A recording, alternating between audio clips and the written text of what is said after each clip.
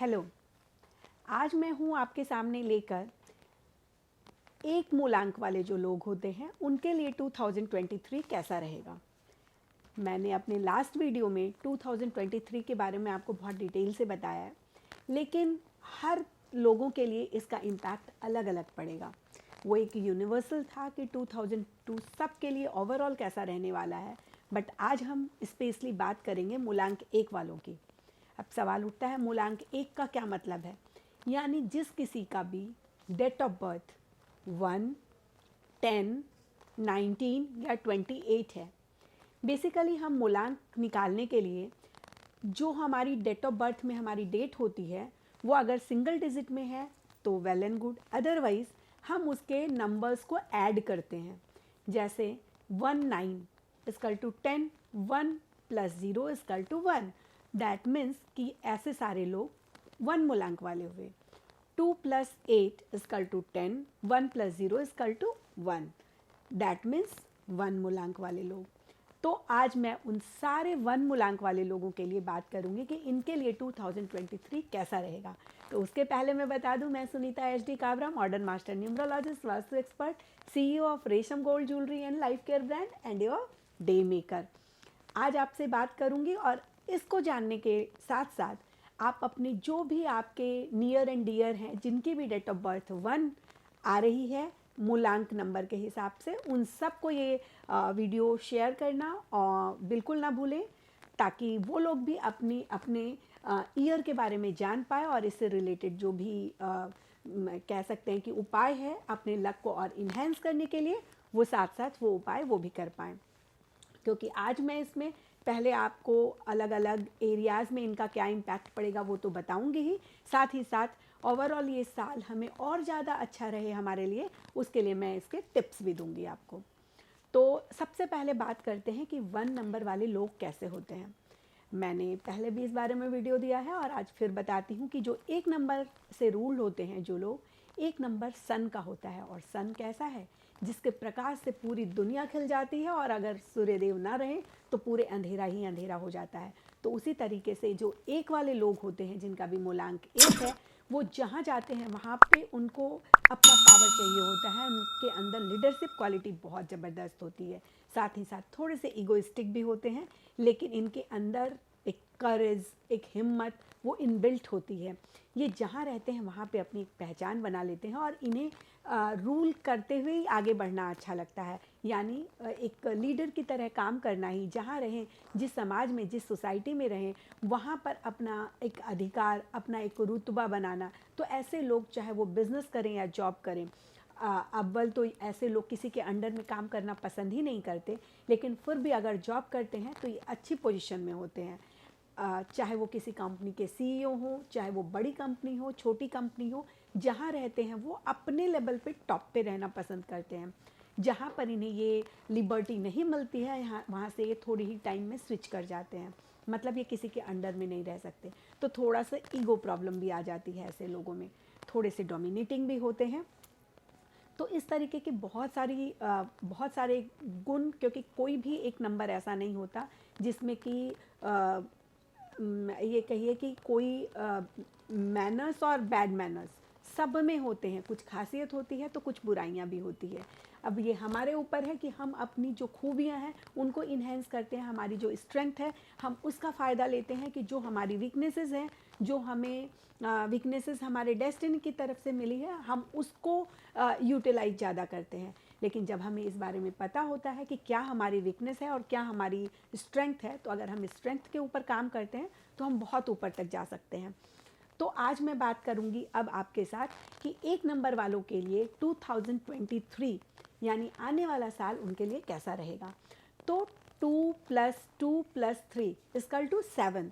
तो ये जो आने वाला साल है ये 7 यानी केतु को रूल करने वाला साल है। केतु, हमें पता है कि केतु जो है वो एक शैडो प्लैनेट है, और अगर केतु का हम स्ट्रक्चर देखें तो इसके हेड नहीं होता। तो इसके हेड नहीं होता तो इसके बारे में कहा गया है कि ये एक आध्यात्म का, स्पिरिचुअलिटी का नंबर है, ये रिसर्च का नंबर है। क्योंकि इसके हेड नहीं होता तो ये जिस नंबर के साथ अटैच हो जाता है उसके पावर को इन्हेंस भी करता है। तो एक नंबर वालों के लिए 2023 एक अच्छा साल साबित होने वाला है। उसमें भी अगर अलग अलग हम एरियाज़ की बात करें तो मैं सबसे पहले करियर की बात करना चाहूँगी, क्योंकि सबसे ज़्यादा फोकस लोगों का यहीं पर होता है। तो अगर करियर की बात करूं तो करियर लोगों के दो तरह के होते हैं। कुछ लोग सेल्फ एम्प्लॉयड होते हैं, यानी बिजनेस होता है, और कुछ लोगों की जॉब होती है। तो जो जॉब वाले लोग हैं उनके लिए तो ये साल बहुत अच्छा रहने वाला है। थोड़ा सा एक चीज़ का ध्यान रखना है ऐसे लोगों को, जितने भी लोग एक नंबर से रूल हो रहे हैं उनको इस बार थोड़ा सोच समझ कर डिसीजन लेना है। अपने हर डिसीजन के ऊपर सेकंड थॉट लेनी है। जॉब वालों के लिए ये साल अच्छा रहेगा, लेकिन जो बिज़नेस में लोग हैं उनके लिए एक चेतावनी ज़रूर है। साल उनके लिए भी अच्छा रहने वाला है, बट उन्हें कोई भी नया काम स्टार्ट नहीं करना है इस साल। इस साल जो काम कर रहे हैं उसे वो एक्सप्लोर कर सकते हैं, उसे और ज़्यादा बढ़ा सकते हैं, उसके लिए ये काम ठीक है, लेकिन उनको नया काम स्टार्ट नहीं करना है। साथ ही साथ 7 नंबर जो केतु का नंबर है वो कहीं ना कहीं एक हिडन चीज़ें दिखाता है, मतलब कि कुछ धोखा हो सकता है। इसलिए बिना सोचे समझे 4 बार चेक किए बिना कभी भी अपने पैसे कहीं ना लगाएं, अदरवाइज़ नुकसान हो सकता है। तो इसके लिए आपको ध्यान रखना है, कभी भी पैसे किसी को इस साल में किसी को पैसे उधार नहीं देने। अगर देने हैं तो आप सोच कर चलो कि ना आए तो आपको तकलीफ ना हो, इस तरीके से देने हैं। अदरवाइज़ आप अच्छे से सोच विचार कर, अगर इन्वेस्ट कर रहे हो तो सोच विचार कर करो, क्योंकि कई बार ऐसा होता है आपका भाग्य अच्छा है, आपने अच्छे से पैसे जमा किए, लेकिन फिर कहीं ऐसे पैसे अच्छे इकट्ठे हो गए, लेकिन आपने ऐसी जगह पे इन्वेस्ट कर दिया कि जहाँ पे पैसे आपके डूब गए। तो इन चीज़ों का आपको ध्यान रखना है, अदरवाइज़ ये साल आपके लिए अच्छा रहेगा। तो एक नट सेल में एक चीज़ कि आपने सोच विचार कर रीथॉट के साथ अपने नए डिसीजंस लेने हैं। डिसीजंस लेने से पहले एक पॉज देना है और उन चीज़ों के बारे में रीथिंक करना है, क्योंकि बस यही थोड़ी सी कहते हैं ना, सावधानी हटी दुर्घटना घटी, तो ये चीज़ हो सकती है। अदरवाइज़ आपके लिए ये साल अच्छा रहने वाला है। साथ ही साथ लोगों पे भरोसा थोड़ा सोच समझ कर करें, सिर्फ प्यार में ऐसे ही भरोसा ना करें, थोड़ा सा सोच समझ कर फिर विश्वास करें किसी के ऊपर। अब मैं बात करूंगी आपसे रिलेशनशिप के बारे में, क्योंकि जो लोगों का करियर के बाद दूसरा ऑब्जेक्टिव होता है वो यही होता है हमारे रिलेशनशिप। अभी रिलेशनशिप भी दो तरह की होती है, एक तो जो ऑलरेडी मैरिड पर्सन है वो उनके रिलेशनशिप की बात हो, और एक जनरल रिलेशनशिप होती है जो हमारे सारे आप ये कह सकते हैं फ्रेंड एंड फैमिली। और तीसरी चीज़ होती है जो किसी के साथ ऑलरेडी एक ये कह सकते हैं रिलेशनशिप में हैं, या फिर अपनी लाइफ में एक नया रिलेशन चाहते हैं, एक नया पार्टनर चाहते हैं।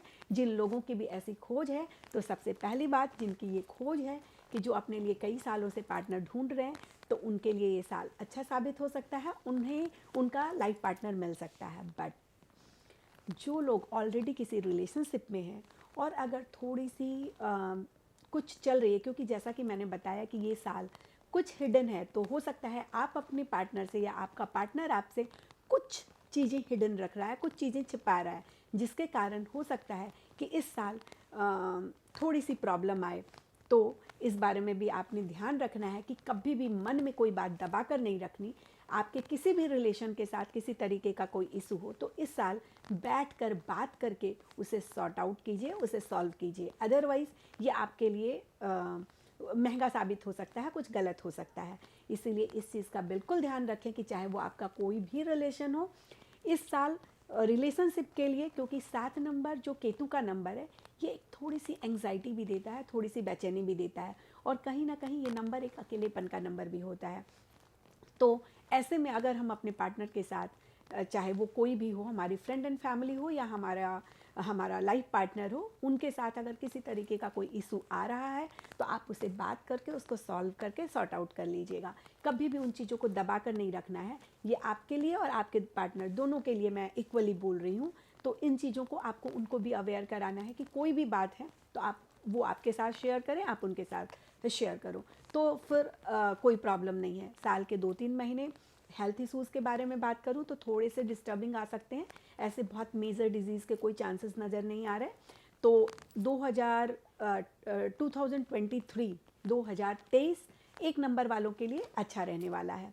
अब इसके साथ साथ आपको एक चीज़ करनी पड़ेगी, जो मैं कह रही हूँ कि मैं एक उपाय दूंगी जो आपके सन के पावर को और ज़्यादा इन्हेंस करेगा। तो इस पूरे साल अगर आप जो भी 1 से रूल होते हैं, मोस्टली ऐसे लोग सन को अर्घ देते ही हैं, बट मैं आप सबसे भी कहना चाहूँगी कि आप इस साल सूर्य भगवान को अर्घ ज़रूर ज़रूर दें। ये जो सूर्योदय को के टाइम में अर्घ देने की बात होती है, उसके लिए ये ध्यान रखें, ऐसा नहीं है कि आप 10 बजे, 11 बजे, 12 बजे उठ रहे हैं और उस समय अर्घ दे रहे हैं। नहीं, आप कोशिश करें कि मैक्सिमम सूर्योदय से 2 आवर्स के अंदर आप सूर्यदेव को जल दें और उनसे प्रार्थना करें कि ये साल आपके लिए बहुत अच्छा हो और वो अपनी जो चमक है उस तरीके से आपके भी व्यक्तित्व में, आपके नाम में, आपके पूरे ऑरे में, आपकी पूरी एनर्जी में वो चमक भर दें। और अगर सूर्य नमस्कार कर सकते हैं वो भी करें, तो वो भी आपके लिए बहुत अच्छा रहेगा। तो फिर मिलती हूँ नेक्स्ट वीडियो में, जिसमें मैं बात करूँगी 2 मूलांक वालों के लिए। ओके।